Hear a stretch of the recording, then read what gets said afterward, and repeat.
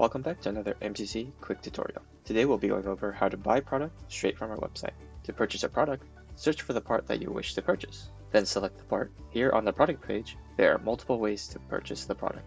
First, let's start with a check stock. By clicking check stock, you'll be sent to our distributor inventory search page. Here, you'll be able to view the part number, the quantity, and which distributor you'd like to purchase from.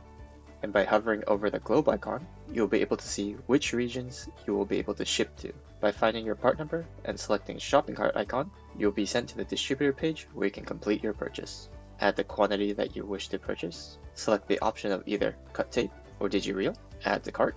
Now let's view our cart. And now you can finish the purchasing process. Another way to buy our products is to go to Add to Cart. Here you'll see the part number and the stock, and simply click Add to Cart, View Cart. In your shopping cart, you'll see the product information, the quantity you wish to purchase, the availability, unit price, extended price. To complete your purchasing process, select Continue to Shipping Address. Thank you for watching, and make sure you go to mccsemi.com for more information.